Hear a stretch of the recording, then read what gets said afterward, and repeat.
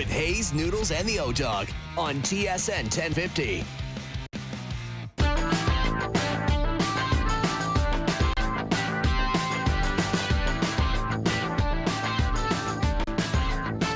All right, here we go. OverDrive off and running. TSN 1050 on the TSN app, your home smart speaker, up on TSN 4, up on YouTube Live. Brian Hayes, the O-Dog, Jeff O'Neill, Jamie Noodles McLennan. What's going on today? How are we feeling this afternoon?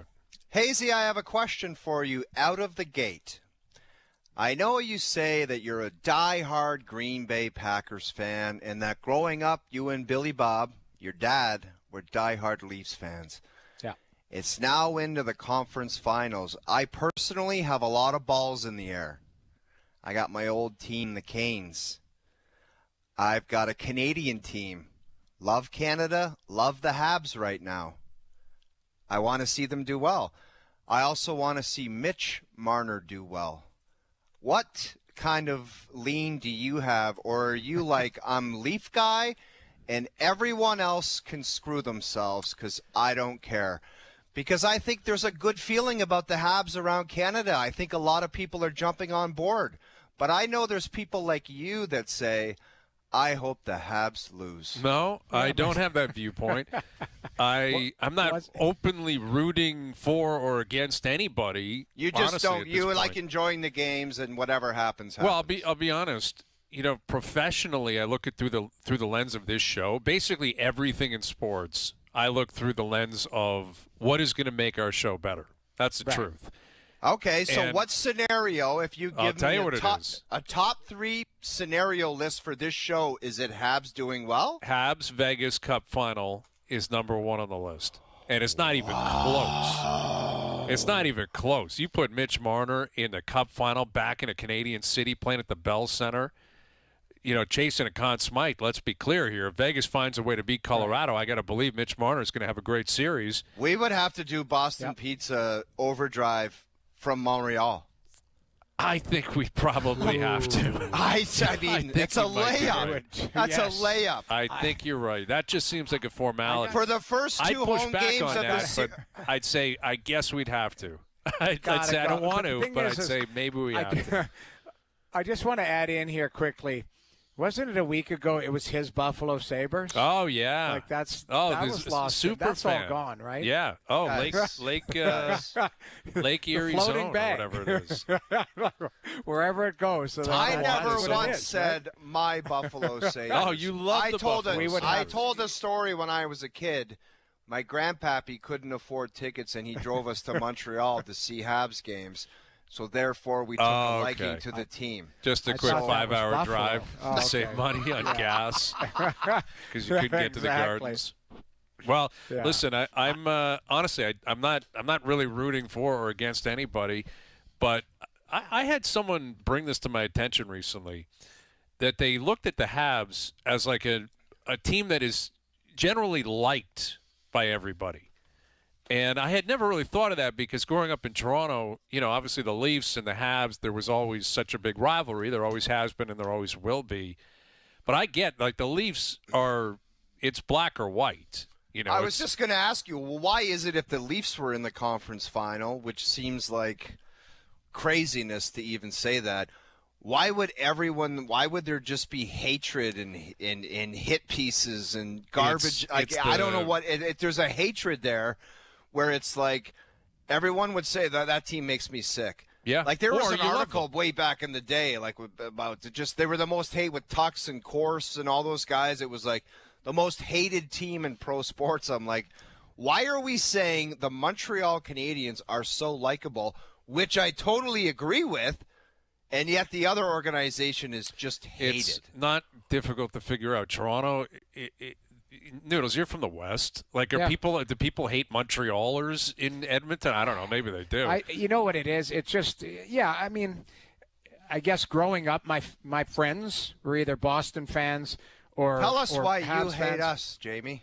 I don't hate anybody, but I will say that group that you pointed out, they were unlikable. Tux and all them, they were cocky. That's why. That's what they were. Well, I was in the league at the time. I was in the a league at the time. Here we Tux would say, how many Memorial Cups have you won? I'm like, this is the NHL. To do with Grow up. Like what is that's that? Yeah, but listen, you played in the league. I can't speak. Playing I in the didn't league remember against that them, they were unlikable. That's what they were, unlikable well, because they were tough group. too. They fought. They beat up people. Like they were a tough team. From the outside, I'm joking there, but from the outside, it's. I don't know, if one organization's more unlikable or not. I think people are just so passionate about their team, regardless of where they're from, and then there's a team that they'll either call a cheat team or whatever, and there's a team that they will always dislike no matter what. And if that's Toronto, if that's Montreal, if it's Boston, you name it. It's an original six team because they've been around forever. So I know guys I have friends who have a Leaf tattooed on their chest. They're Leaf fans for life, no matter what, and they will hate the Habs no matter if they're the most likable team right now. But that's because they're a Leaf fan, not because they're an Oiler fan. Or like that. Well, I don't think this is even debatable. The Leafs are the sole team in the country that everyone has an opinion on. Like the reality is, I don't know if people in Winnipeg and Ottawa are thinking of each other a ton. I don't know if Jets fans have a feeling for the Senators and vice versa. That is that is actually, you can't even argue that. No, point. I don't. Fair. It's not that they don't respect them or whatever. Or hey, you're Canadian, great. I don't think people in Winnipeg and people in Ottawa are like, man, I can't live with them having success. Right. Or, wow, I'm so happy they've had failure. Where the Leafs, it's a Toronto thing. It's the city. It's the media here. It's there's a lot of different the attention things. that they get. All of that 100%. They're on hockey night. They go to Vancouver and they play at 4 p.m. local. There's a lot that goes into it, and I understand it, and I get it. But the Habs, I don't know. I hadn't looked at it that way, but I get the impression it's easier for non-Montreal Canadian fans to jump on their bandwagon. Where I think you're right, no one was going to jump on the Leafs bandwagon. They would watch, happily watch because it's compelling. And a lot of people hate watch, just like you hate watch the Cowboys or hate watch the Yankees. Yeah. There's a lot that goes into that. It's just you pick a side. There's no real middle ground where I think Montreal this year listen, they play a fun brand of hockey. They got a lot of talent. Yeah. They're the clear underdog right now. Colorado, Vegas, and Carolina are more established teams in terms of their record and in terms of their recent history, Right. But I'd also say Montreal has had the most difficult path of the four, and I think by a substantial margin. I get Minnesota was great in the second round. That's a really tough matchup. Colorado had L.A. in the first round. Worst team in the playoffs by a mile. Vegas had Anaheim and Utah. Carolina, I thought Ottawa would be better. They weren't. They ran out of gas. And Philly was lucky. They were happy to make the playoffs. Ecstatic they beat Pitt. Montreal's gone through Tampa and Boston and Buffalo. Like they are way more battle tested than any of the other three teams in the playoffs right now. And I think they've earned the ability to say, hey, we fought tooth and nail to get here, where the other teams wasn't as challenging. Yeah, that's fair. Their pathway. The thing is, too, you look at the group, they don't seem to have big egos. Like Nick Suzuki is a real likable guy, great, affable, like just unassuming guy. Unassuming, like just a great leader, right? There are maybe larger than life players that maybe carry that match. I'll give you an example. Matthew Tkachuk, people love him or hate him, right? He could play the villain, and that's on a team. You either love the Florida Panthers or you hate them, the style that they play. You look at that Montreal team, Caulfield smile on his face. Hudson looks like a 12-year-old boy out there just dominate. Like it's just Jack Guy's the only guy that's a problem out there, and for some way, somehow, he's like a likable guy. I don't know what it is. Plays for keeps. And you respect that. Josh Anderson, same thing. But they don't have these. I don't know. I guess maybe their personalities we don't know outside of what we see in the media. But they're not, it's not, hey, look at me, I'm a hero, all of that type of stuff. It's just like they seem like really good hockey players. They've gelled at the right time. They're playing great. And maybe that's what it is, though, how likable they can be, because you're looking at that going, it just seems like they're a really good, hardworking team. Yeah. And listen, Carolina, a lot like that. There's nothing, anti-Carolina. Vegas and Colorado are a different beast. Vegas in particular because of their history. And their reputation. But now Cale Makar not playing tonight. That's big. Massive. And Bednar's playing the role like, oh, he'll be back. Really? I don't know. I mean, we'll see. And what does that mean? He'll be back game 7 or game 2? Well, he could come back, but what happens when somebody drills him through the boards? Because that will be mission statement number 1 on the chalkboard. Yeah. Every time that guy touches the puck, we don't know what's wrong with him, and we're not going to assume. Like, you put him through the boards if you can. Tough to hit a guy like that.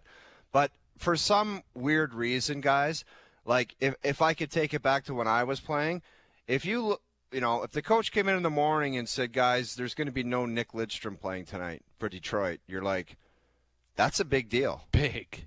Because that guy's on the ice for 30 minutes, and it's plus and negative. The negative is he takes away all the scoring opportunities when you're on the ice, controls the whole game. And the positive, he's creating so much on the offense. So it's a massive figure and like a massive contribution out of the opposition lineup. So if you're Vegas, it's like, I don't want to say it gives you like an extra energy, but it's like, man, no Cale Makar, one of the best players in the world, you got to take advantage of that guy not being there. Like, cycle games, pucks in all the time, work their D, because that's a massive loss on the blue line.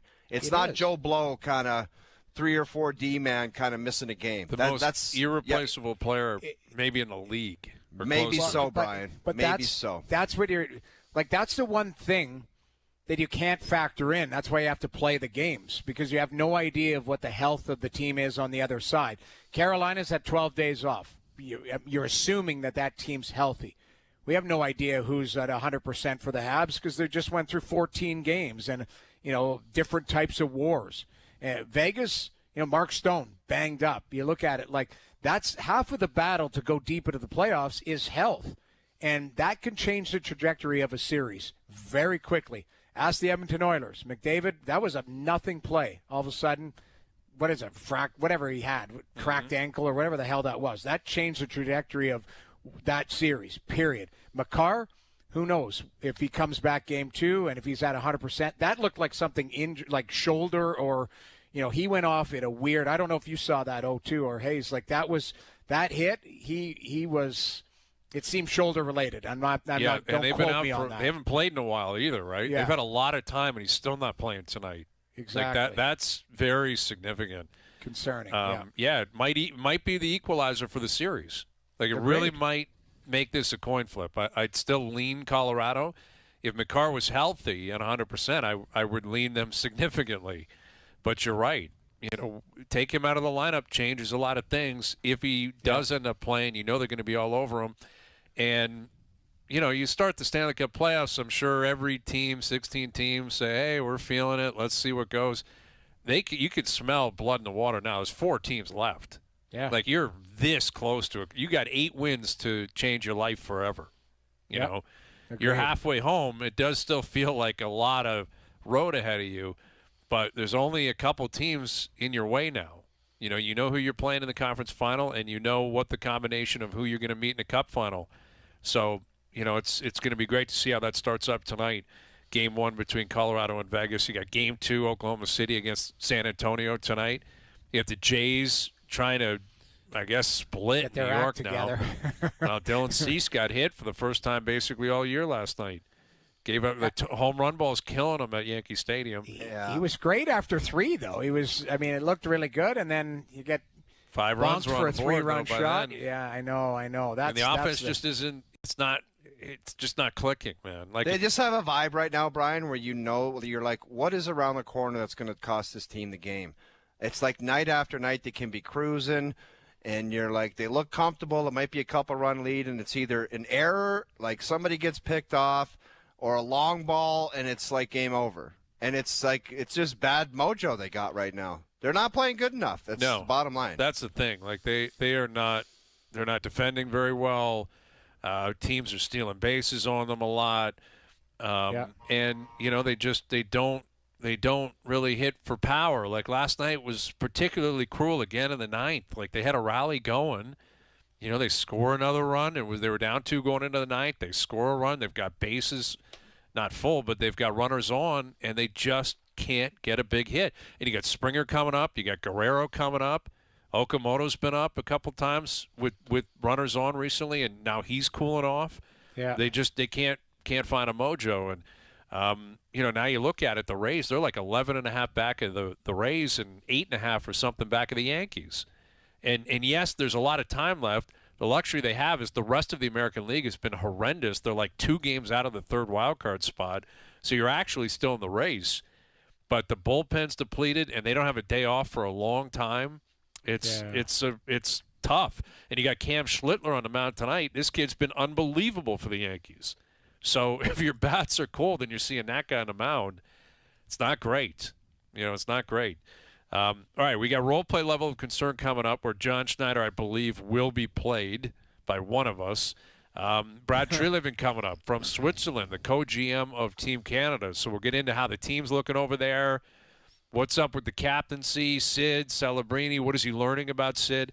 And we'll ask about, what happened this year. What happened with the Leafs? What does he look back on and tries to put his finger on why it went wrong? So Brad's coming up just after 5, and Jeff Gorton coming up with the Montreal Canadiens down in Carolina. He'll join us at a Game 1 tomorrow night. So we got a big one this afternoon. Big one cooking this afternoon. Big ball game in New York. The Knicks coming back from down 22 last night. That was What crazy. Performance. If Brunson there was an all is such sports, a New York Knick. if there was an all sports bar play, Brunson Dude, Jalen Brunson, past anywhere Jeter, past Judge, past LeBron in L.A., just go to the top. That was ridiculous. That game was over, and then it just over 22-point deficit in the fourth, and he just went at James Harden and absolutely dummied him. The beard had had enough. That goes to overtime. And the second it got there, you knew it was coming. There was no way the Knicks were losing then. No, that's a crushing defeat for Cleveland. And a big one for New York. And, they're kind of like the Habs. Like yes, it's New York and New Yorkers and Knick fans, but they're like these lovable losers for the last 50 years that I think they're going to get to an NBA final. And if they do, look out, man. That'll be electric down at the Garden. Absolutely electric. So that and more still to come. OverDrive continues, TSN 1050 and up on TSN 5.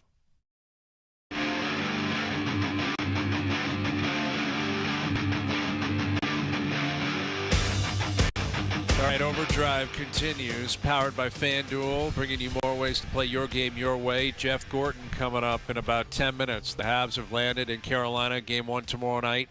Hurricanes Habs, Game 1 tonight in Colorado. Avalanche taking on Vegas. No Cale Makar for the Avalanche tonight. Game 3 of the series down at Yankee Stadium. Game 2 in Oklahoma City. You just got great stuff going on every single night now. Yeah, like you're playing for keeps. Aaron Rodgers, right, back in minicamp down in Pitt, and said, this is it. Done. Back for one last ride with my main man, Mike McCarthy, who he did win a Super Bowl with. But then that's it. Are you buying that? I wonder what the fan base thinks about that, man, where it's like, if this guy was still on top of his game, people would be like, all right, let's get this one. But I don't think they're thinking that down there. I already think the Steelers fans know the trajectory of what this season's going to be all about. It basically played out last year. They could get in. They're going to fizzle. I don't know. I don't know what the excitement level would be if you're a Steelers fan. I really don't. Yeah, I'm with you. I mean, listen, Mike McCarthy was a surprise hire for me. Like he's been around the league for a while. Yes, Super Bowl winner, and then down in Dallas. Like, this guy has coached Green Bay, Dallas, Pitt. That is like a trifecta of giant public teams, in terms of fans and traveling well. This guy has not exactly been playing, coaching down in Carolina or Tampa or something like that. He is used to big markets. He's a Pittsburgh guy. But I agree with you. Like Rodgers, last year I thought he was fine. I thought he was okay. But it's a tough division. I think Baltimore's got a chance with a new coach to be better. I think on paper the Bengals have improved. If Joe Burrow can stay healthy, they can be a competitive team. So, the Browns, who the hell knows? But I'm with you. He's obviously not who he once was. Even 4 or 5 years ago, the guy went back to back. And I've never liked the announcement beforehand. Like maybe if you're Gretz or Mario or I don't know, Peyton Manning, and this guy is on the same level. I just don't like it. This is going to be my last, because as his teammate, you're like, as your teammate, you're like, how much does this guy really care what's going on this year? Or is all about getting the gifts from the opposition and it turns into a circus, man, and they deserve it. They're one of the greats, but it's just a weird vibe. I would feel weird being a teammate of a guy. Like, do you remember the stops that Mariano Rivera was making in his last season? Yeah. Like, it was a full stop and chat with the Jays and their staff and stuff and presenting gifts. It was crazy, it was a man. circus. Yeah, it was a circus. Yeah, it was.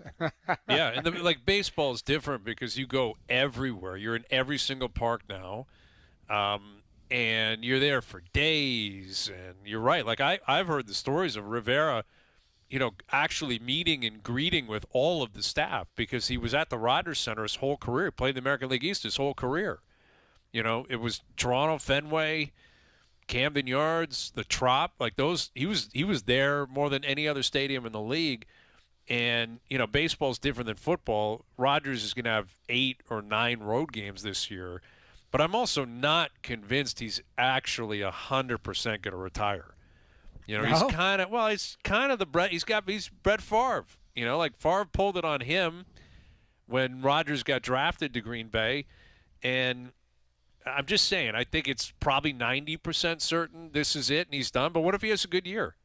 Is anyone going to hold him to it? No. Like, no You're one's right. going to say, sorry, you said you're not playing anymore, so you're not going to play. Pittsburgh's desperate, clearly. That's why they brought him in a year ago. That's why they brought him back this year. They couldn't find anybody I better. think when he says this is it, it's it. I don't. Really? I don't know. Like, didn't Brady do the same thing? That's it. I'm done. Here's me on a beach. And then all of a sudden, I'm just kidding. I'm not actually done. There was a played lot those of things 46. going on with the karate instructor. Stuff was happening. Yeah. He was in a bad place. Yeah, Yes, he needed a distraction, put it that way. There was kung fu Taekwondo, fighting FYI. happening. Taekwondo. Taekwondo. You Yeah. watch yourself on those damn Taekwondo trainers. Very Yes. different martial art. Very different. Really different. Very different. That's Seagal type of thing, isn't he? Is he jiu-jitsu? What is?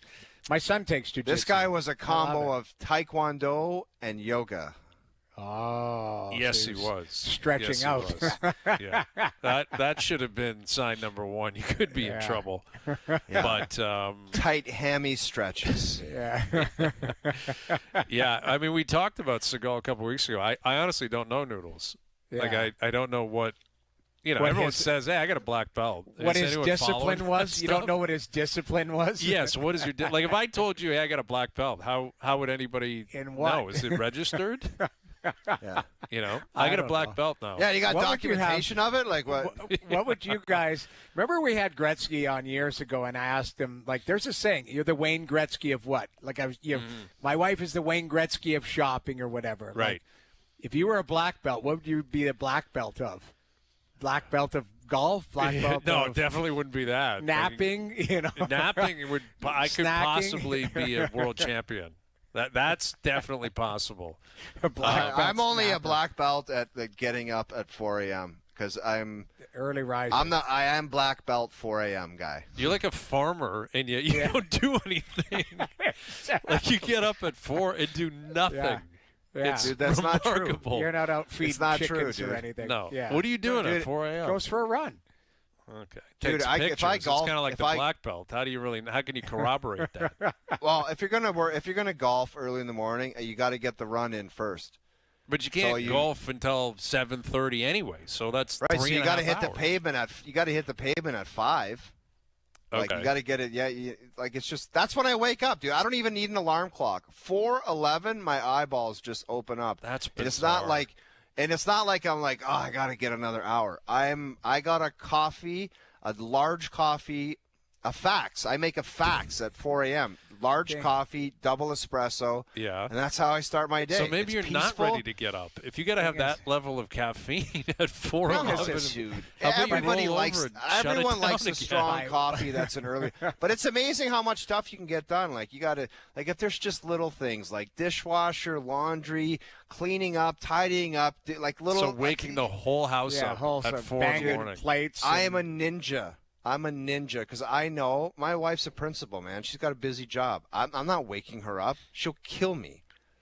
I just no keep kidding. a low If you profile. get up early, it's trouble. That's usually a one-way street, though. My wife will have the phone with Friends replays blaring in my face. Dude, women are way different than men. Like, if a guy is hammered and he comes home, he will walk like this, like, don't disturb anyone. A woman is hammer the door shut, call her friend in loud talk, and there is no concern for anyone. That's a known fact of life. That's not even an opinion. Rip the shoes off, make noise, flip the tube on, anything. Men and women are completely different. And guys will be way more hammered, too. Way more. I'm and not they even at least talking make booze. an I effort. agree with you, but I'm saying on a nightly basis. I'll roll Anytime, over. dude. This is 4:30 in stone the morning. soap. There's, yes. There's, Joey and Ross talking about some girl they met at Central Park. I'm like, what the hell is happening in my house? While you're watching Friends? Well, you see, Hayes, I picture you as a guy who could sleep through a hurricane. Generally, I do. Just so it doesn't matter. You're like a it bear. usually doesn't. I'm complaining for no reason. See, I'm not. I'm up. Like I don't sleep a lot, anyways. I maybe sleep 6 hours a night. Do you have noise going? I got a noise thing going now. No. Why do you need a noise? Honestly, got an sounds ocean in like the a background. 737 is landing on my pillow. You've got the mask on and the Yeah. earplugs or something. Dude, I don't I'm do any of committed. that. I'm shutting the mill down. I can't wait to shut her down. Anyway, Jeff Gorton coming up here in just a moment. I had someone just tweet at me saying, Hayes, you're dead wrong. In fact, he wasn't that nice. He wasn't really being nice sending me a message. Yeah. But he's claiming, because I said I think the Habs have had the most difficult stretch to get to a conference final of the other three teams. Ottawa and Philly. Ottawa, I think is a really good team. I think they just ran out of gas. They couldn't score. Yeah. Philly, I'm sorry. Full credit to them. They made the playoffs. Incredible. They beat Pitt. I didn't think they'd make the playoffs. I think they're a growing team. Exactly. Yeah. They're not Tampa. They're not Buffalo. Same thing, Vegas, Anaheim, Vegas, Utah. Colorado played L.A. in the first round. Tampa is a really good team. And this guy's saying, well, they're washed. Okay. They make the playoffs every single year. They still loaded with talent. Guy doesn't know what the hell he's talking about. And yes, Buffalo, prior to the season, was not expected to do what they did, but guess what happened the last 50 games of the year? They were the best team in the league, them in Colorado. Yeah. They were a phenomenal team for the last 50 games of the season, and the Habs took them both down in their building, Game 7. Yeah, exactly.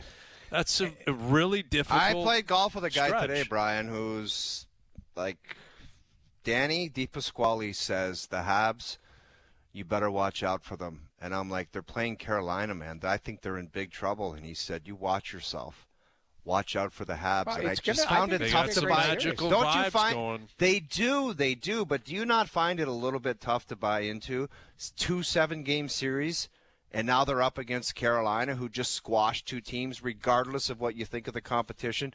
I hope they make some hay. Like I said, I got 3 dogs in this fight. Mitchie, the Habs, and the Canes. So it's tough. So it if is Colorado tough. wins, it doesn't matter. Then that's the only you're team not a that fan you're of not on Nazem the bandwagon. Kadri, your former teammate at the Lincoln Cup. You just kicked him to the curb. Nas and Nate are my guys, but we'll see what happens. Okay. I've already got them basically steamrolling. So just a lot of excitement in general. Yeah. I don't think anyone's getting steamrolled. We talked about it yesterday. I think all these teams you could actually, if we had to, make an argument of why they would win. Like, give us the, a Cole's Notes version. If the Habs, found a way to beat Carolina, what is it? It's the goaltender, it's Hudson, and it's the top line that just dominates. It's Caulfield, because it's the New Hook story, and the great story, and Deneau scores one off his foot. I'm talking, they've got the tools there in Montreal to do some damage, because that top line didn't dominate in games 5 and 6, and they still won. They're capable of doing something there. If Dobush holds up, if you talked about Montreal's D yesterday, being mobile and a little bit different from everybody. Love there. their They D, got Jamie. Got a little bit of everything, right? So if they put it together, looks pretty good, right? Carolina, the only thing that concerns me, and again, they did nothing wrong. We had Rod Brindamore on. The guy talks about his team and how he wants them to play. Like, they are militant. They're unbelievable. They're undefeated. It just, after 12 days, are you going to be able to crank the engine up? Is the the bounce that Freddie Anderson got where Brady Tkachuk hit the post or Tim Stützle hit the post, does that hit the post and go in this time? Mm-hmm. There's something like that. That could happen. We don't know. That's Listen, why you play Carolina's going to lose a game, and I think Freddie's going to get shelled one night, and then let's see what they've got, right? Because they haven't been hit, man. They have not been hit. There's been no adversity yet. They've earned it. Like, they don't have to – you don't – I'm not suggesting they should have lost intentionally to prove to me how they're going to respond. But the reality is it's been an easy road for them. You know, they've taken care of business. And I think if Montreal goes in there, especially game one, and puts a few past Freddie and knocks him down game one, I think all bets are off. And it is all of a sudden in the position of Montreal to be able to take advantage and win the series. Yeah. All right, Jeff Gordon coming up later this afternoon from Carolina. The Habs are just making their way down there now. Brad Treliving coming up today. Get into a number of things with him. Role play level of concern coming up. OverDrive continues up on YouTube Live.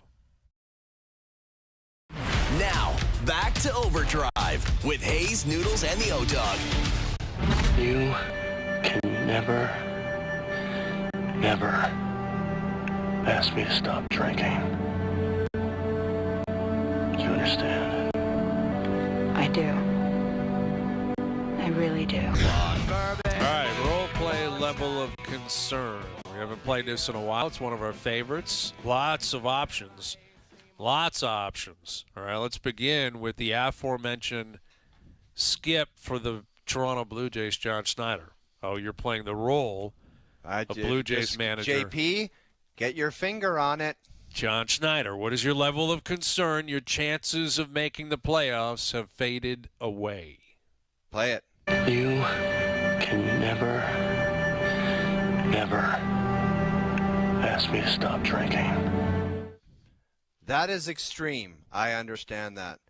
Yeah. But if your big dog continues to flounder, and that's the only way to describe it, it's harsh, but it's reality. Guy's got 2 dingers, man. How many Three ribbies? now. Three. He hit his third in Detroit. Got to give him credit where it's due.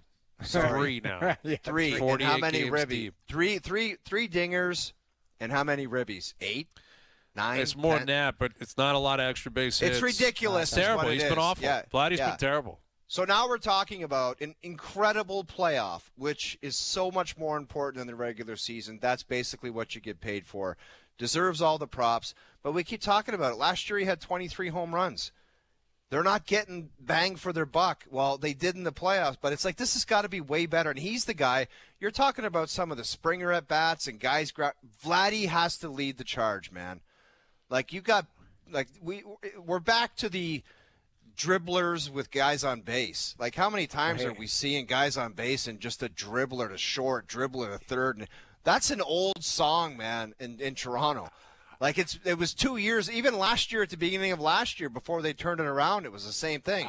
They got big problems, man, but it starts Keegan said it yesterday, it starts with Vladdy. Wow. So I'm concerned. He struck out yesterday watching. Like I'd like to see him just swing into the ground, like swing away. Like you're going to Like he was just watching yesterday. He's had some really awkward swings, though.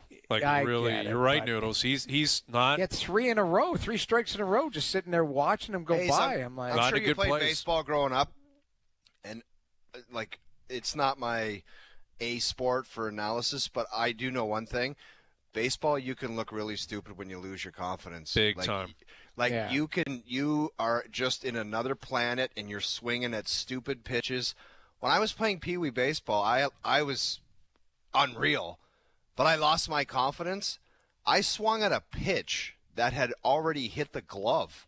it's in the dirt. Like, like the guy caught it. Yeah, the guy caught it, and I swung after it went into the guy's glove, and then I swung. I'm like, I'm in Mars right now. I was so embarrassed. I was horrified. Completely lost it. That's where he is. Like Keegan tweeted out a picture or a video breakdown of one of his swings the other night, and he's going the wrong way. Like he's guessing. He has no idea what they're throwing. Yeah. He has no idea what he should be looking for. He's trying to pull everything. And, dude, when you're locked in, you don't look for – you just know what's coming, yes. and you're just And that was him in the melting playoffs. He knew exactly what was being thrown, and he knew exactly how he was going to attack it. And listen, Kirk's out. That's big. Barger's been out basically the whole year. That's big. Like, there's not other guys you can count on, man. Like, they're relying on guys who weren't even on the roster when they broke camp to play, like, get serious spots in the lineup here. It's trouble for the Jays. But, again, they're only a couple out of that third wildcard spot. Yeah. Noodles, you're playing the role of Jared Bednar, the head coach of the Colorado Avalanche. What is your level of concern? Cale Makar's injury could cost you a Stanley Cup. Rick Bush would. 6 Bush Light, 6 Bud Light, and I love them, tall boys. Because I think your team's still good enough, but I just wanted to hear that too. It is great. I wanted to do like maybe a Rick Bushwood and a Stevie Caldwell just to mix it in there. But a couple of whiskeys and 5 or 6 beers.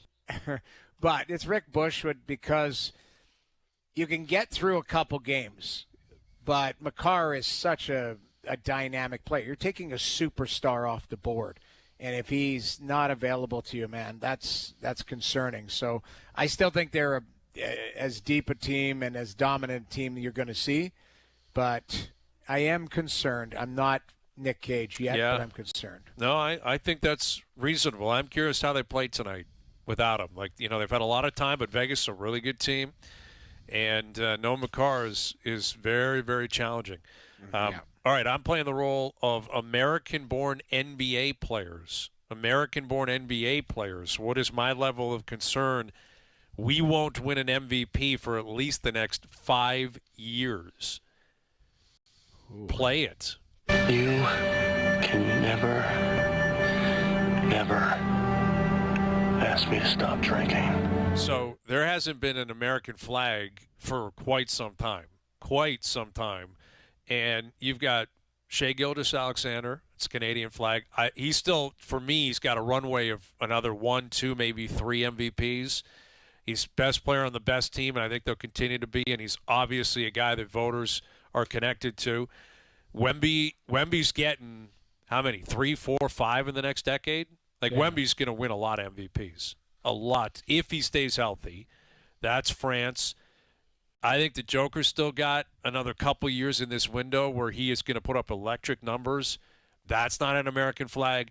And now LeBron, I think, is out in L.A., which sets up Luka to take over that team. That's not an American flag. Ant-Man their biggest hope? It's probably Anthony Edwards. Can Jalen Brunson put together a year and get in contention? I don't know. Tatum, Brown. To knock down the quartet of guys you just mentioned. That's the issue. Shea, Wemby, Jokic, Luka, I don't know, man. I'm not sure anyone's knocking them down. There's younger players coming, but the era of LeBron and Steph and KD, they're done. It's gone. It's over. Yeah. Can we just, three. Before the end of this year, Doogie, just try to get that old Mavs GM on let's get to the bottom of I want to know Nico how Collins. I want to talk to that guy, man. I don't you, man? You know what? I'd like a pre-tape with just you and him, where you got to just say, tell us what the hell you were. What was going on here? What were you thinking with that Luka deal? And now Street Clothes is in Washington. I know, because I kept trying to make sense of it. Maybe Luka's a problem child, and he maybe who knows. But it gets dumber every time you ever think about that trade. Nico Harrison is his name, not Collins. Nico Harrison. All right, we'll see if we can get him on. Something tells me he's going to decline the request, but we'll give it a shot. You're playing the role of Rod Brindamore, your former teammate, the head coach of the Carolina Hurricanes. What is your level of concern? This long layoff will lead to rust early in the series. I'm not even barely a pint in the patio. Really? Pint on the patio. Because Roddy understands. It's just there's no way it can't be a help. Being off that long, and he will know how to condition them properly, where it'll be go hard, couple days off, go hard. They had a big break in the first series, and they just came back wheeling and dealing. I have no issues whatsoever. It's barely a glass of water with a lemon on the patio. Wow. Really? I'd be more concerned than that, man. I personally would. This is a massive layoff. Massive. I'll bet you a side hunch, just a side hunch, Sure. not even about wins or losses, but the Carolina Hurricanes come out like gangbusters. How about that? And you don't ever say the words, you or Jamie say, man, they looked a little bit rusty. Okay, just for game one? That would be fair. And Noodles, you can be the one that makes the statement. You could say they looked rusty or, man, they were flying. Okay, now if there's one position Freddie that looks Anderson, rusty. 3 yes. goals on 5 shots, rusty, hunch. Would that be rusty, or if that's are we separating goaltending? If the goalie stinks, I'm not saying it's rust. That's just the goalie. Okay, so that doesn't count. So if the team's flying and they're dominating and Freddie's got no gear on, a part of the team, I mean, that's rust. He's been perfect. Doogie, get on your microphone and see if you tell me if you think that's fair. That Freddie Anderson, the goalie, if he stinks, that's considered a rusty team. Doogie? Very fair. Thank you, Doogie. See, Doogie is very fair. Doogie is a man He's of a integrity. moron. Why are you Doogie? You brought him in. Yeah, You're the brought moron. him in. You went to the jury, and the jury you phoned said a friend. You phoned a friend, and they threw you under the bus. exactly. Said have him try on that glove, and it didn't work out. Someone had a great tweet actually. That what was the name of the detective in that case? Mark Furman. Mark Furman. He just passed away. Yeah, he did. And someone said, watching Aaron Rye with 2 gloves, that was too much. Like Aaron Rye with 2 gloves at the PGA. Your buddy Aaron Rye. Yeah, Aaron Rye. He's coming to the Canadian Open. He'll be at the RBC Canadian Open. There was all kinds of insane memes with like OJ with the 2 gloves holding the PGA Championship trophy. There's a reference I'll bet you Doogie doesn't even know. Probably doesn't even know who OJ Simpson is. Wow. Which is pretty wild. Boys, come on. I know. All right. You're right. You're right. I'm old enough. I rescind that comment. I was ignorant. playing in the NHL for the New York Islanders, and I could not keep my eye. That was the first reality TV for me. I felt like that courtroom, the OJ, whatever, the Bronco chase, all of that. Like the chase was wild. I just remember the day. Like people 94. now. Again, 94, yes. I was Knicks were in the NBA Finals. Rangers, Knicks and the Rangers. Exactly. We lost to the Rangers in the first round. Islanders versus Rangers. I had a big screen TV, like a 50-inch big, like a box TV, and sitting in my living room watching The Verdict, all of that. And the whole world was like, oh, my God. The Verdict. I've told you guys before. I was golfing with Mike Tirico, and after 9, we went in and got a dog and a Coke and watched it on the tube. It was must-see TV back then. I mean, nowadays you see all these reality shows and all. That was the first, which I felt like was the first reality show that we all kind of tuned into. Robert Kardashian. Now you look what the Kardashians are. It was that case that made the name, effectively. Exactly. Johnny Cochran. Just crazy. But there's a great 30 for 30 that ESPN did of – June, a certain date, June in '94, where it was Arnold Palmer's final U.S. Open. The Rangers won the Cup for the first time in 54 years. Yep. I believe the Knicks were in the NBA Final that year. I believe. If not, it was certainly like conference final against Reggie Miller and the Pacers. And then obviously the OJ chase. All of this happening at the same time. It was crazy. Because they broke, NBC broke out of it. I do think it was Knicks. I can't remember who they were playing in the NBA Final. Broke out of it for the chase. They broke out of it for the chase. Houston Rockets, it might have been. Yeah, I think you're right. It was the Rockets because they won back-to-back in 94, 95. And Tom Brokaw, it was Costas at the Garden being like, we're out of here. Back to you, Brokaw. And Brokaw's like, hey, it's Tom Brokaw in New York, and we're heading to L.A. And they're like, we got to cut out of – imagine cutting out of an NBA Final game because of a chase on the freeway in L.A., and they probably made the right call. Like, we got to be on the chase. No one's watching the game. So there was, again, you talk about weird things, but every time you'd go to L.A. as a visiting team, you could rent like a vanity car, rent back then a Dodge Viper or whatever. There was a company that rented that Bronco. Like you could rent the real one. You could rent the Bronco. It was crazy. Like there was some weird stuff going on back then. It was that would be weird, man. Like driving around in that thing, like I mean, it's just a Ford Bronco, but it's not though. It's a piece of history. Like the guy was in the trunk. What was his name? Al Cowlings. Yeah. Well, who's the guy that I rode to the Super Bowl? He sat beside me. That was OJ's buddy there. I can't remember. I text you guys. I'm like, this guy's sitting beside me. on my flight I was flying from Carolina. Oh, yeah. I think it was Cowlings or whatever. Yeah. Oh, no. You're talking about Marcus Allen. Yes, Marcus Allen was not involved in the OJ chase. No, but that was OJ's buddy. But he went to USC, absolutely. He looked up to OJ. He followed OJ at USC. They were close friends. Yeah, crazy absolutely. stuff, man. So that was Game 5 of the NBA Finals. JP saying Game 5 of the NBA Finals. Bob, we've run out of time for a role play here because we've been talking about the OJ chase. Sorry. I don't know if that was me. I got us off the rails. I love that kind of stuff. Dude, there's been a lot of like crazy anniversaries recently. The blackout was May 18th, 2003, I think. Is that right? 23 years ago or something? Remember when the whole East Coast, just the power shut down in Toronto and New York? Yeah. Montreal was crazy. I thought you were talking that didn't Boston, Edmonton have a blackout? Peter Klima, they had to sit there for like 2 hours. They canceled the game. They called the game. Yeah, you're right. Did they call it or did they? Yeah, I think they it? called it, man. I thought Peter Klima scored in overtime 4 hours. That was one later. of the games, but I'm pretty sure that game was just crazy written off and they had to restart. Wild. Anyway, Brad Treliving coming up. Jeff Gorton will join us, president of hockey operations for the Montreal Canadiens.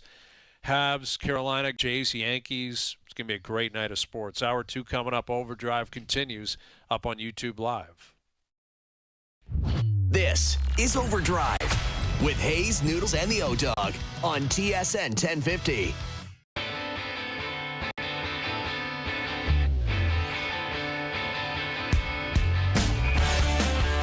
Hour 2 OverDrive continues, powered by FanDuel, bringing you everything from the opening line to the final score. Best bets later in the hour.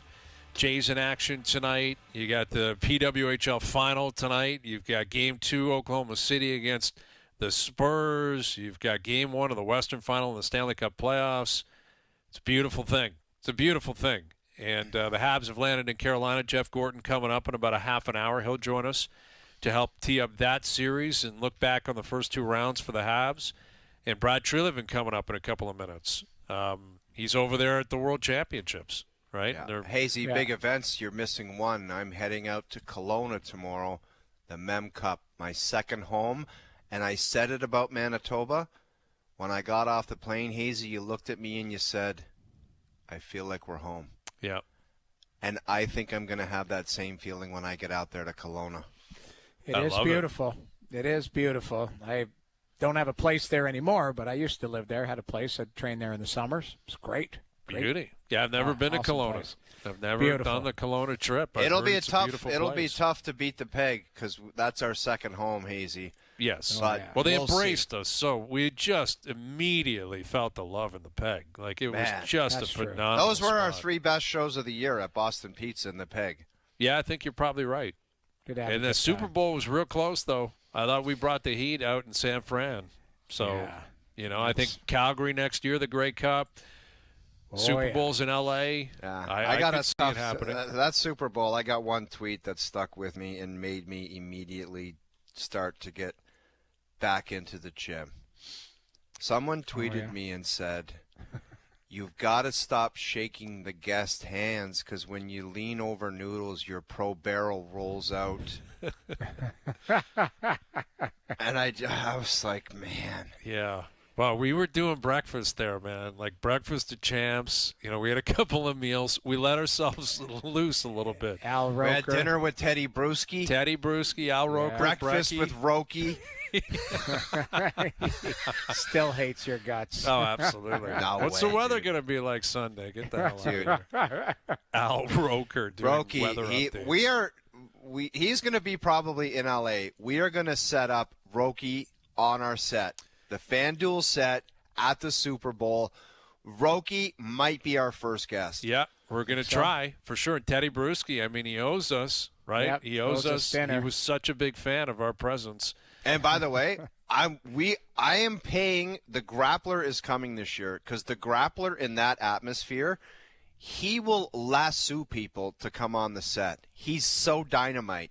He's coming next year. Yeah. He'll be right. Dude, he gets in people's grill and Goodell. says, OverDrive FanDuel, you're up in 10 minutes. You're coming this way. And he swindles them. Don't have a choice. You think? Yeah, dude, he runs a tight ship, the Grappler. So, yeah, we're looking forward to all of this, right? It's going to be a big year. But, sure. Again, Jeff Gordon later in the hour.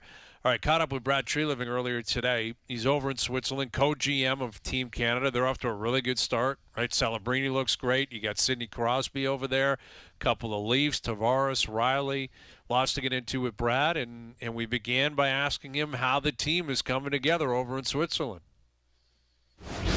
Well, it's been good. It's been a good couple of weeks. It's gone by pretty quick. We got to start out in Paris for 4 or 5 days, sort of a pre-camp, and then got over here to Switzerland. So we've been roughing it with the places, with the locations, and then so we've been 3 games in. We go again tomorrow against Norway, and but so far so good, guys. It's been a good group, good fun group to be around.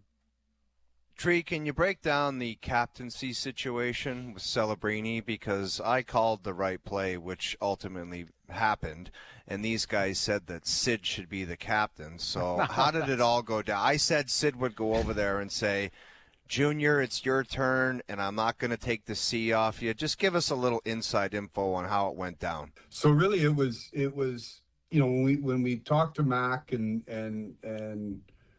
first of all, I was surprised, I guess, that he came over. It's been a long year. He played in the Olympics, but he was all in right from the start. And as a group, we talked about it and thought it'd be the right decision. And then when Pitt got knocked out, and we talked to Sid, and we had talked about this before about Sid, the way he's wired. If they get knocked out, he's likely to come. And so when we talked to Sid and said, listen, we've talked to Mac, we've made him captain. At that point, we didn't know if he'd be coming. And he was, it was sort of a standoff because he was adamant that Mac kept it. And then Mac was adamant that if Sid's coming, that he's the captain. So really, we sat down with him and it was player driven. We had JT was there and Ryan O'Reilly as part of the leadership group. And I give a lot of credit to those 3, Sid, JT, and Factor. And they said to Mac that you're the captain of this team. We're here to support you. The veteran group will support you, and ultimately you're going to wear the C in this tournament. And away we went. Tree, are you surprised by the number of guys that put their hand up to come over? It was a long season, Olympic break, all of that type of stuff. You're seeing other teams. Team USA doesn't have, maybe as big a marquee names there, but you've got a lot of big players, a lot of, guys that move the needle. Were you surprised by that, or is it a pleasant surprise, or do you reach out to everybody and then just let the chips fall where they may? Yeah, for sure, Noodles. As you know, this tournament, you're at the mercy of, who's still playing and then who elects to come. And I mean, I've done a couple of these now, and I'm always a bit surprised. For the most part, the Canadian players, if they're asked, they go. And unless it's usually an injury issue or a contract issue, the number of guys that answer the call is remarkable. I do think, and one of the things we talked to the players about is, you're right, it was a long year. It was the schedule, even if you didn't make the playoffs, it was condensed. There's a lot of games, a short period of time. But I do think now, personally, for the player, as this international schedule, it used to be, especially on an Olympic year, if we've just had the Olympics, there's a lot of guys tapping out for that call in April, May, right? Because it's another 4 years before there's an Olympic event. Now you've got that schedule every 2 years. There's a World Cup coming up in 28. If you look at the roster, there's obviously lots of household names, lots of guys that are really established. But then there's that younger group, if you want to call, like there's obviously Celebrini's on the map here now, but you've got Porter Martone, a Dylan Cousins, Bouchard, some of these guys that their time is sort of coming, and they want to make sure that they make sure that they make their name on the international stage, and when those World Cups and Olympic teams come up in the future, that they're in the mix for it. So long way of saying I'm a little bit surprised, but pleasantly surprised with the talent raised their hand and jumped over here. We've noticed John Tavares playing some left wing over there. Do you see that as a precursor to what will happen with him in the NHL in the future? Is that about him trying to showcase maybe for Team Canada in the future? If I'm not going to play center, I can play the wing. What do you make of John on the wing? Well, he's been really good, Brian. And I think like a lot of these tournaments, as we see with Team Canada, there's a lot of centers. I think we've got of our 14 forwards, I think we've got 11 natural centers. So somebody's got to go to the wall. It's something that, if you remember the year before I got to Toronto in the playoffs that year, when Ryan O'Reilly was obtained, John did play a little bit of wing that year, in the playoffs. It's something that we talked about as a staff over the last year and a half.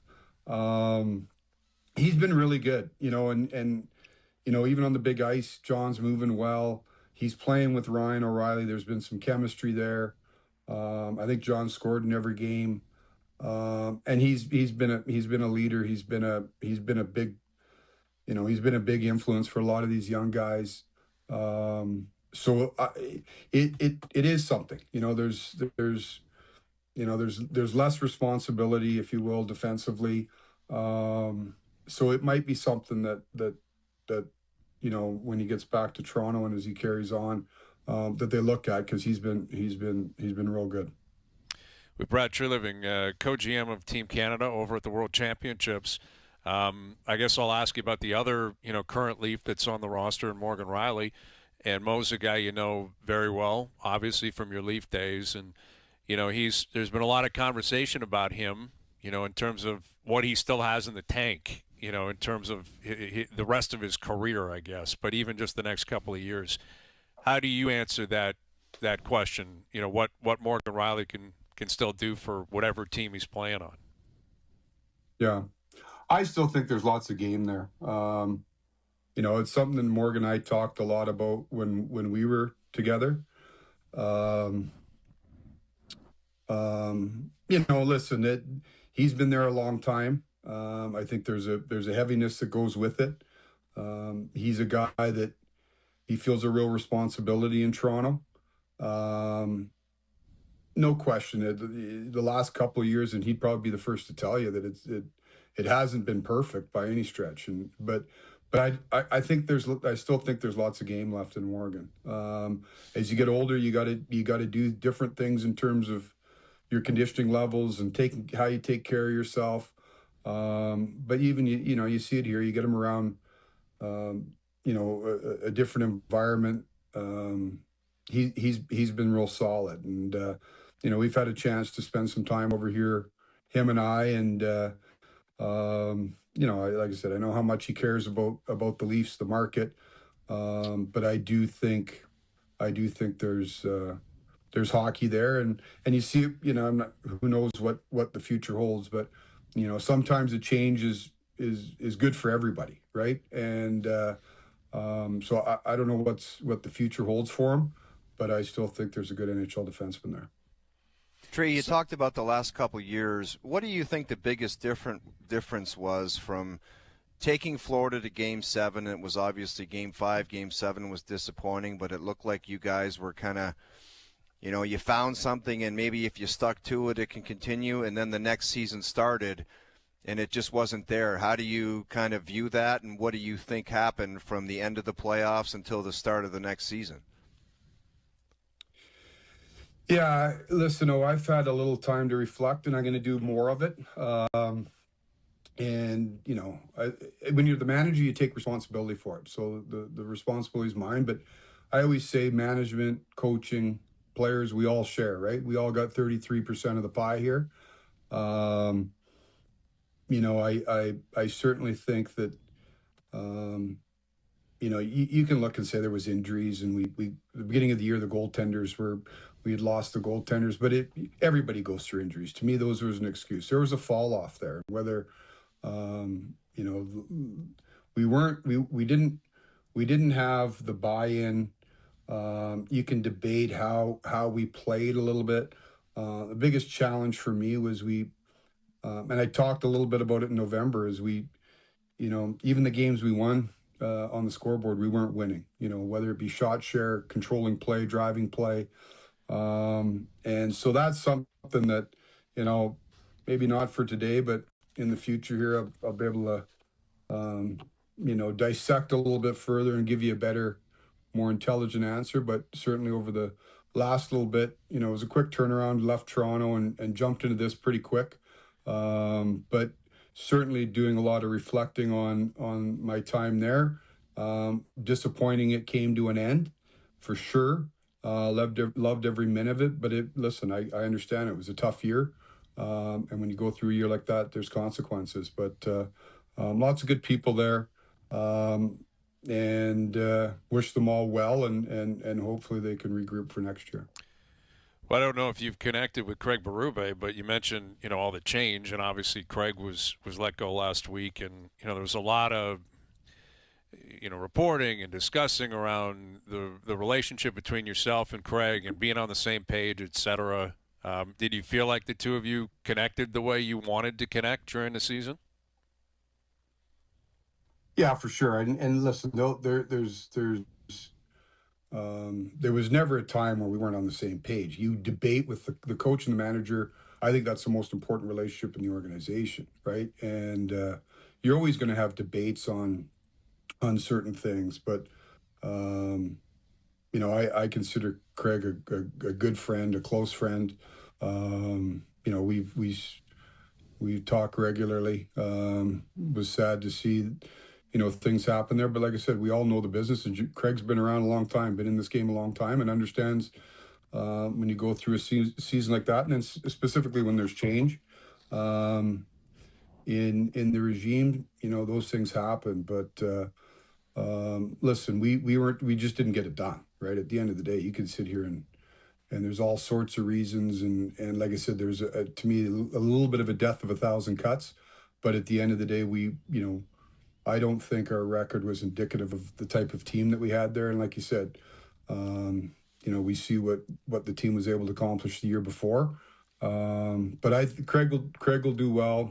He'll be fine. Like I said, he's had a long career in the league, and that relationship will always be a strong one between him and I. Tree, are you seeing a different type of pressure? And we'll call it pressure. I mean, there's always pressure in pro sports, but to win on another level here. And what I mean by that is you're seeing coaches and managers change throughout the league. This isn't just in a vacuum. Hey, it's Toronto because it's a big market or any type of that. But we're seeing now change. Edmonton lets their coach go after 2 finals. In Vancouver, there's change. Vegas, 8 games left in the season. Do you feel like there's just more pressure throughout the league? Is that from the top down, from either ownerships or boards or all of that? Or is it just what comes the price of doing business in pro hockey today? I think it's a little bit of the price of doing business, Noodles. But I would say, it all comes down to expectations, right? But we talked about it a year ago, and I remember talking to our staff. When I first got to Toronto, one of the messages we talked about trying to get the situation we're in is just look around our division. At that point, for a number of years, it'd been Toronto. You start the year, it's Toronto, Tampa, Boston. It's just shuffle the deck. Who's first, second, or third, right? It's not whether you're going to make the playoffs. It's do you have home ice and who you playing. Right? Then Florida came into the mix. So it's a 4-man race. Well, when I got into Toronto 3 years ago, my comment was look at Detroit, look at Montreal, look at Buffalo, look at Ottawa. They've been building for 6, 7, 8, 9 years. They're on the come. Like they're coming. And they're becoming real teams. So we knew that all along. And I think what it is, Jamie, is if you look in the last couple of years, going into last year, I know it sounds funny to say, everybody was trying to win. And it's the first time in a long time, like everybody was trying to get better. There was nobody going into the year saying, we're going to take this thing off the rails, right? People weren't looking to get rid of players. The cap has risen. Everybody could keep their players. And everybody was either trying to win or everybody was trying to take a step, right? Those rebuilding teams that had been rebuilding for so long, they weren't looking to get the number one pick. They were looking at how do we take a step. That step might be challenging for a playoff spot, making the playoffs, playing meaningful games in March and April. So everybody's expectations rise, right? And when expectations rise and you don't meet expectations, things happen. So I think that the league's never, you hear it, it's not cliche, the league's never been more competitive, right? Like it just hasn't. And there's lots of nights before where O-Dog and Noodles, when you guys played, when you're on good teams, there was nights, as long as you played well, you won the game, right? Like you pretty much knew it. Now you don't. Like it's tight. It's a tight league. And like I said, those teams that have been real good for a long time are still good, but those that have been rebuilding, they're on the come, and they have been for the last couple of years. You look at the year Buffalo had, you look what Montreal's doing now.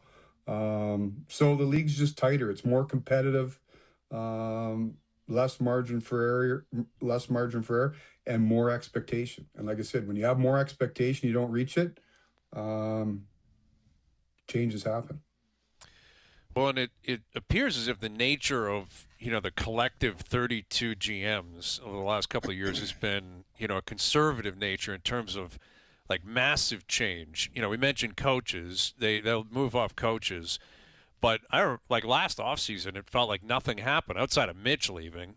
Mitch was really the only one. He went to Vegas. But everyone re-signed their free agents for the most part. There weren't any, massive, groundbreaking trades. And I'm curious, if you have a theory on why that is and if you expect it to continue this summer. Well, it's a little bit, Brian, what I was just saying, right? It used to be those massive trades is, I'm a rebuilding team. I'm going to unload some good players for picks, prospects, what have you, right? Those players weren't available, right? And you said right now, if you look going into this July 1st, look at the free agency, the list. Look what it was in September. Look what it is now. No offense to the players that are free agents right now, but the star power and the difference makers, they're not there, and there just becomes a shortage of good players. There was lots of teams last year that had cap space and picks that really couldn't, it was hard for them to acquire players just because there wasn't a lot of players available. The teams that and when I say traditionally, the teams in the last 5 to 7 years that have been rebuilding that said, okay, I'm going to move a good player or two here. They wanted to take a step, whatever that step was going to be. They wanted to take it. So, it's going to be interesting. It's hard to find good players. They're hard to come by. And, the old adage is, you say, you got to draft them now. And hold on to them for dear life because, finding those difference-making guys is becoming more and more difficult. Well, one of them would be an assistant captain for you, and that's Sidney Crosby over in Switzerland. Day off, 38 years old. Was he in the gym today? Can you give us some insight on Sid's day off in Switzerland at 38 after the season he just had? Well, we had a day off yesterday, full day off, and then today was a practice day. And, it's amazing, guys. So it's a 35-minute skate. The last two guys off the ice. It's three guys, right? It's Sid's 38. What's John, 30, going to be 36? 6, and then the 19-year-old out there is running the caddy. The 19-year-old's, like a puppy dog running around with these guys. And then our pool's in Fribourg, we're staying in Bern, which is 30 minutes away. And then you get to the hotel, and even over here, it's like the Beatles, right? He's got the Seekers are out of all ages with Crosby jerseys on. So it's something. It's my first. I've had a chance to interact with Sid over the years, but it's my first time, being on the same side as him. And I told him during after our first game, I said, I've been in the league 21 years. It feels a hell of a lot better when we're wearing the same colors rather than me, sitting up there sweating watching this. So this feels a little bit better. But a special guy, just like you said, the year that he had, the Olympics, the injury, going in the playoffs, and when Spez, because I didn't think he was coming. I was just let's this is nice. It's a nice story, guys. Well, let's move on. Let's get the group together. And Spez like, just give him a couple days. Then it was, he's skating for a couple days. He wants to see how he feels, and then he phones and says, I'm in, and he's here the next day, and it's game on. So it's not by accident that he is who he is, right? Tree, does the management have a curfew over there, or is it police yourselves? Well, we go. Yeah, it's curfew, but we go by North American hours over here, so it stretches out a little bit. So it just depends which watch you're using. Okay. Right? So that's a good system, man. I never thought of that. Pacific time. I was thinking when he said a day off, did somebody wake up in a different country? They would have found me in a dumpster in Italy across the border. Well, yeah, you would have liked this one. So we played 2 nights ago, right? So we played, then it was a full day off, right? Full nothing. Then just a practice day. So basically 2 days off. So I said to the coaches, I mean, is there ever been a greener, hard green light going? You're in Switzerland, you're getting 2 days off before you play Norway. I said, like, boys, there's going to be some running going on tonight. So yeah, I would have been snowboarding. The guys are having fun. It's been a it's a good group. It's a fun group to be around. And listen, these tournaments are part of it. That's part of it. But as we said to the players, they give up a lot of their time. They've been through a long season. The staff gives up their time, and when Canada participates in any of these events, it's for one reason, to win gold, and that's the mission for everybody. And so we'll get back to work at it tomorrow. We look forward to it. We're tracking you over here. Full support as always, and we'll let you get back to, I don't know, checking curfew or whatever you're doing tonight. Thank you, Brad. Yeah. Great seeing you. Good seeing you guys. We'll see you when we get back. There he is, Brad Treliving, the co-GM of Team Canada over in Switzerland. And I like that curfew based on Eastern time zone, Pacific time zone. Don't mind that. Eh? Yeah, that works. And I got a feeling they're not calling Sid, right? I think they're probably leaving him alone. I think in my 12 years, I think somebody called my room maybe one time. Like one time. It was it. Like, did you ever get called in your room, Jamie? Like, are you in your room? Never. No, I mean, I don't remember the last time we had, like, actually somebody called curfew. I had the horse eye a few times when I ran across a coach when it was later than curfew, put it that way. Where you pretend you don't see them, you just keep walking. Yeah, good play. What else are you going to do? Stop and exactly. Chat? But yeah, no chance. Oh, there's a big myth back in the day that Scotty Bowman would give a seeker past curfew a stick, and then he would check the signatures in the morning to see who signed it. Oh, Yeah, exactly. Who came in late to sign it, which is actually a very cagey move. Nowadays, there's cameras and everything. Like guys text and yeah, I'm in bed. Okay, FaceTime me. Oh well, I can't do that. Like that type of stuff. You can't get away with that anymore. That would be a totally different. Imagine FaceTiming your coach at midnight. Yeah, your front row at a peel. Yeah, that's different. Like a phone call is one thing, where if you answer the phone, it's like, all right, that's it. But hey, I'm going to FaceTime you right now. And what's that guy up to? At the same time, like what is the coach doing? All right, best bets coming up, and Jeff Gorton coming up from Carolina. Habs, Canes starting tomorrow night. OverDrive continues up on YouTube Live. The Indy 500 on TSN, CTV2, and Crane. Now, back to OverDrive with Hayes, Noodles, and the O-Dog.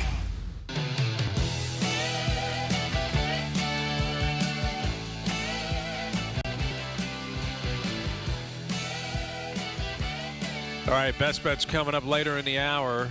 Big night in sports tonight. The Western Final beginning of the Stanley Cup playoffs. You got Game 2 of the West Final in the NBA playoffs. Habs, Carolina coming up starting tomorrow. For those of you not aware of this news, Cale Makar not playing this evening for Colorado. As for Carolina, Montreal, though, it seems like everyone's pretty much ready to go. Ready to rock, right? yeah. Like, that's pretty big to get this deep into the playoffs, and everyone feels pretty healthy. Where, McCarr's banged up, Mark Stone is banged up. Healthy enough to play, Brian, but you know that when you're going at it every other night, guys, it's just like whenever playoffs are over, it's like this guy's got that. Like, they're ready to play. They get themselves ready to play. Well, right. You said it earlier, though, too, Brian. They're only halfway there. It seems like the playoffs have been going for 2 months already.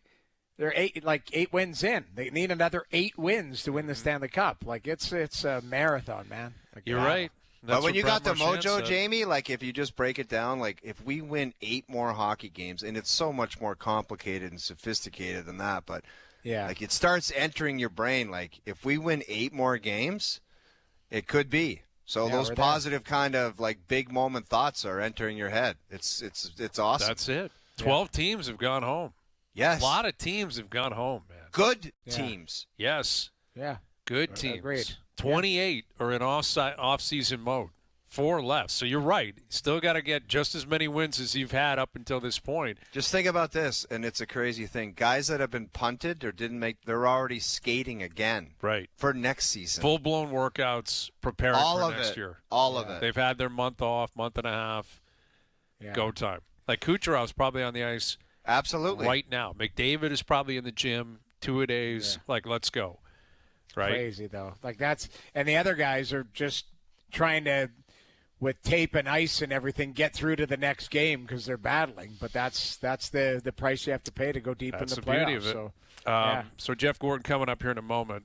How many goalies do you think we see in this Habs-Carolina series? How many just are on the ice playing at some point? Over, under, 2.5? I'll go over 2.5.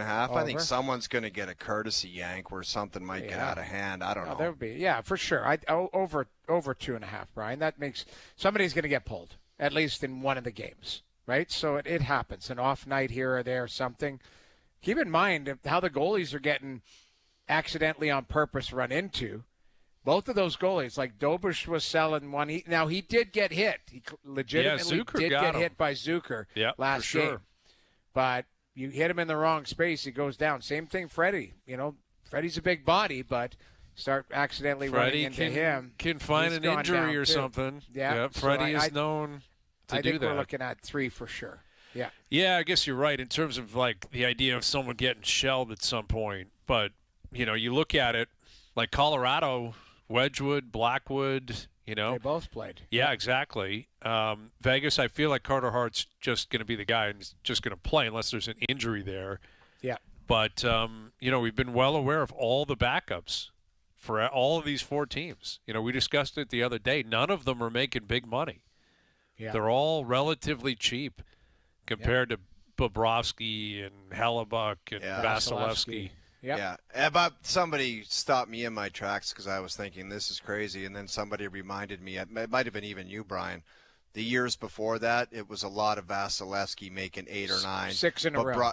That's what it was. Bobrovsky 10, Yeah. So let's just not think that you can. Recently. Yeah. Let's not think you can just wing it and just pull somebody off the trash can and see if he can stop pucks. You're right, but this is the particular formula for these 4 teams that are working. That it's working for. You have to look at what the strength of your organization is and what your cap structure is. That's the difference. Tampa fits in Vasilevsky's salary. Same thing with Florida. Now Florida's they've got to sort out Vasilevsky's UFA. Bob, Same thing. Freddie Anderson is a UFA this year. Like I think there would be a few teams that would line up and say, love your services. Look what he's doing. I don't think you'd have to pay him a ton. It's probably a short-term deal, a little bit of money. He's going to be a tandem guy during the regular season. Yeah. But he's got a lot of history in the league. He's been around for a long time. Yeah. Like Freddie got to Toronto 11 years ago. Yeah. He was in Anaheim before that playing playoff games. That's right. That's right. He and John Gibson were going back and forth. Long career. So I think you look at it, the goaltending happens to be this situation. You got Dobush on an entry-level deal. The kid on the bench is 21. Well, that's Jacob it. Fowler. And those guys just haven't been in a position where they can be paid because they're rookies. Right. Dobish like Dobish and Fowler, if he ends up playing, I'm sure are going to move in that direction. But as of right now, you're getting a good bang for your buck in terms of the goaltending position with the Final Four teams. Yeah. And Dobish has been great. Habs have been through it, man. 2 Game 7s on the road, and now they've landed in Carolina. You got Hurricanes, Montreal, Game 1 tomorrow night. Let's head down there and catch up with the president of hockey operations with the Montreal Canadiens. Here is Jeff Gordon. How are we feeling, Jeff? What's life like down in Carolina? It's hot. It's like 95 degrees. But it's it's good. We'll hockey take it. weather. We'll take it. Hockey weather. Yeah, absolutely. Yeah, I'm disappointed because the hockey season's long, and I sometimes you click around the TV, wait for your games, and I happened to be watching one night when Jamie had the sensei suit on, and I thought he might have it on for me. I was looking for it, O-Dog. No, you weren't. No, you weren't. You were not looking for that karate shirt because it was so insane. It should never be worn again. I swear to God, when you said something to him and you looked at him and you gave him the Mr. Miyagi, I lost it. It's good. We're all good. Thanks. It's one for of our having me favorite on, shirts. Oh, listen, Noodles will send it to you if you win a Stanley Cup. Right, Noodles, you'll be willing to hand that over. Yeah. Exactly. I probably have trouble. Well, imagine, Gortz, I got to tell you, we went to the Super Bowl, and there was like these highfalutin NFL players, and Noodles brought out that shirt, and there was who was that offensive lineman we had, Hayes? Orlando Brown Jr. Yeah. He was looking at Noodles' shirt like he was beside himself. I don't know what he thought of it, Jamie. Yeah. I thought it was brilliant. Probably, my fashion's very bad, so I probably shouldn't comment, but you did make me laugh out loud in front of everybody. So. Yeah, it's a good shirt. It's still hanging. Yeah. It's still around. It's in the rotation. Yeah, exactly. Disappointing it's not being worn today. Anyway, great having you on. I know, obviously, it's been busy. Game 7s, like both of them, Alex Newhook in overtime. Newhook scores the winner in Tampa. We've been using these kind of terms like it just feels like there's magic around your team. Do you agree with that? Are you insulted by that type of expression? No, where do you stand on that? No, I mean, listen, I think we're far from perfect, but the guys find a way, and it's been an interesting playoffs. Obviously, we've got really good goaltending pretty much every night, and Dobish has been great. But we've had some really timely depth scoring from guys, and that's probably been the biggest difference. Our power play's been pretty good too, but each game we're in, it feels like it's always going to be one goal. What it's going to come down to, we don't know, but who's going to be the guy, we don't know. But so far, so good. It's great for us. 7 games. It's hard on anybody watching, but it's good for our players, our young players, to get these experiences and then come through too. So Newey's a really good story. Obviously, he's been banged up a couple years in a row, and now he's finally healthy and good for him. Jeff, we were talking about how likable your team is. It doesn't seem to have a lot of big egos or anything. Everybody seems to get along and just come out and play. Is that just a tribute to the leadership group? Is it a young group that's learning on the fly with good leadership, veteran guys like Gallagher still around? How do you make that dressing room where it seems like everybody's on the same page and you've got tremendous leadership? Yeah, I mean, I think if you know Suzuki, he's a very humble, quiet guy. And, he's a 100-point guy. He's emerged as a star player in this league. So it's kind of hard to have a big ego and draw attention to yourself when he's not. And then, you have Marty behind the bench, who's, a Hall of Fame player, big personality. And, he's done a really good job of establishing, our how we do things. And the guys follow along and have a lot of respect for him and want to play for him. So I think that probably comes through pretty well. Well, we'd be lying to you, Jeff, if we said when you hired Marty St. Louis, the three of us were like, totally saw that coming, totally see it working out. Yes. We were shocked, quite frankly. I remember when it was announced. He didn't have any NHL experience as a coach. Obviously, as a player, like you said, he's in the Hall of Fame. Why did you know it was going to work with Marty St. Louis? Well, Well, I think we'd be lying back to you to say we knew it was going to work.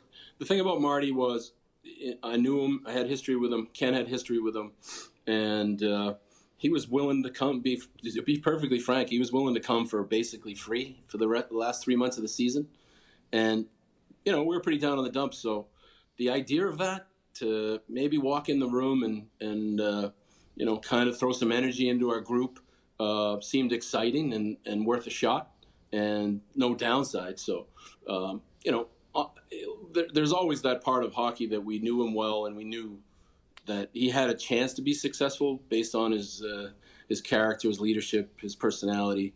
But it's been fun to watch. He's kind of like our team. He's working at it. He gets better all the time, and he doesn't. He's got no problem admitting when he makes a mistake and learning from it. So it's been good for us to. He's a good fit for us. Gortz, I want to know what you think. Yeah, go ahead, Oda. I was going to say I had a lot of coaches where you can't talk. It's very hard to talk to them. About players, about how you play, but we don't have that, and I think it's a big part of our success is that just you can say anything at any time and no one's offended. Yeah, Gortz, I want to know what you think of my professional analysis regarding your decor as the man who constructed it. We've been giving it high praise all playoffs, and the one element that I love about it is that each individual brings something different to the table. There's some physicality. Other guys are puck movers, size, speed. Like there's elite talent. It's like everybody's different, but all of them together, it's very effective. How would you kind of summarize your decor and how effective they are? Yeah, I think you're right on. I think we do have a little bit of we have guys like Lane Hudson, who's obviously offensively gifted, and Dobson. But you have guys like Matheson that kind of does a little bit of everything, plays against the best players, can really skate, can get pucks out for us. You got Goalie who can clear the front of the net. He's big, he can skate. You got Jack-Eye who does his thing. And Carrier is a very underrated character type player that's a very good two-way player that's pretty consistent every night for us. So it is a very good mix. It's probably, O-Dog, the most underrated part of our team. People can point to our top line. All season's been very good. You could talk about Dobush coming in his own, but our defense has been pretty good. I'd put it up there with anybody's. It's a good blend, like you said, of everything. And, obviously you're seeing Lane do what he's doing every night, so that's pretty special too. Yeah, the Matheson, we talked about him the other day. It's almost like, and I'm sure there was a decision there, Gortz, where you're like, are we going to let this guy go or are we going to keep him in the fold? He is basically what every team is looking for. A guy that can skate, a guy that can defend, and he transports the puck up to the forwards. And it's like a brilliant decision to keep that guy because I think he's very valuable. Yeah, those are the tough ones that you're rebuilding. You're like, do we keep a guy at that age? But the thing, for us, it was if we didn't sign him, we're going to find it, and how much are we going to spend trying to find it, right? And it was a fit for us, and he fits really well in our room. He's a leader, so to chase it around, God knows how much it would have cost, and what that would have looked like, the term and everything. So it's worked out really well. With Jeff Gordon, Habs, Canes, game 1 tomorrow night in Carolina. You mentioned Lane Hudson, who has just been phenomenal his first 2 years in the league. Not a big guy, yet doesn't appear to be, taking any issue with the kind of physicality of the playoffs. Did you believe that there would be more of a learning curve? Were you concerned at all about how teams may approach him in the playoffs compared to the regular season? Because it doesn't, from my standpoint, appear to be affecting him whatsoever. Anytime there's definitely theories out there that you need your defensemen have to all be over 6 feet, over 6'1" to be successful in the playoffs. And, there's teams that have done that. But this is a player that, to me, the underrated part about his game is his compete. And it's crazy. Like, this guy is going against 6'5" guys. He's going against Thompson. He's going against guys every night bigger than him. And he comes out with pucks more than any player I've ever seen. It's crazy. And, how if you're on the bench, how can you not come back with that attitude your next shift if this guy's doing that? So, to me, it's he's very skilled. He's got great hockey sense. He has all those things. but his heart, his desire, his compete, it's off the charts. And, I give our scouts a lot of credit, although, they say, he's going to be there, he's going to be there, he's going to be there in the second round. Can you imagine if he wasn't? I'd be knocking on their doors right now, right? What are you guys doing? Okay. Right? So it's one thing to say he's going to be there, but he better be there. But we look back at it and say, we should have taken him in the first round, right? But pretty good he's pick. that good. Pretty good pick. He's special. Yeah. Yeah, he's a special player for sure. You mentioned Dobish a couple times. I mean, you knew he was a good goaltender. Did you see, the progression this quickly as a rookie? And he's an emotional guy, but he seems to play with that emotion and channel it in the right way so he can have a strong game. Yeah. No, I mean, his history is always the competitive guy. But it seems to me in the last 3 or 4 months, he's really dialed in his style and, cleaned up a lot of it. And, you'd know way more than me about it, Noodles, but he's a gamer. Like, he's showing you that now, right? He wants to be out there. He's got no problem chirping the other team. He's got a little bit of Ron Hextall in him, right? So it's fiery. He's fun to watch, but he does want those moments. And, I think if you're on the bench and you're looking at your goalie, you want a guy like that's not nervous at all and ready and wants those moments, as opposed to looking down there saying, I don't know about this guy tonight, right? So we don't have that. That's a good feeling for management to have a goalie that feels pretty good in those moments. And we're giving them a lot of them, right? So game sevens are like gold for the guys like that. All right, Gortz, we're going to let you fly, but I just want to rewind a little bit. Did you I have like one more the too. karate? I got to get to one more Hang on. thing after this. Okay. Go ahead. I have one Okay, more. but I wanted to ask you first. One more thing. Did you like? I got to ask you. Okay. Did you like the karate shirt or not, or did you think it was offside? Just be honest, man. With this show is about honesty and integrity. If I'm being honest, I would never wear it. But I think Jamie looked good, and if he was out at the club and it was 11 o'clock, I think he would have done well. But for me, I don't think I could pull it off. A little bit too short, stocky, but might have looked good on Jamie. I had to probably be in the room. But the one I got to get to, the last one, is the other episode I caught O-Dog. And I know, I can't believe you stole food for your whole family. Right? Yes. You did that. You went to the golf course. They tracked down video of you stealing. This guy's a thief.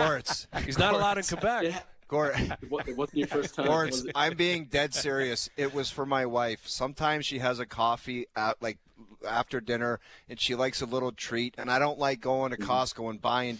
It was right there, and nobody was eating it. So I said, am stealing. People were eating it. People wanted to eat it. You didn't allow them to eat it. You stole. It makes way more sense now. You did it for your wife. Right? Yes. And now you're a good guy. Now you went from a bad guy to a good exactly. Ops with the Montreal Canadiens. Stealing it for your wife. That guy must think, I'm surprised he came on. He must watch and be like, oh, karate shirts. Like when we put the call in, he must be like, oh, Thieves. those guys? Yeah, like those buffoons. No dice. Yeah. All right, best bets coming up. OverDrive continues. TSN 1050 and on TSN 5. Now, back to OverDrive with Hayes, Noodles, and the O-Dog. All right, best bets powered by FanDuel. Make your picks and assemble a same-game parlay in seconds on the FanDuel Sportsbook app. I'm on a Shea Gilgeous-Alexander parlay tonight. 30-plus for Shea. 2+ made threes tonight. That paying plus 165. Very simple. I think he shoots a lot. I think he shoots efficiently tonight. And I think he shows up. The spread's a big spread, 7.5. I would lean taking the points, but I'm not going to touch that.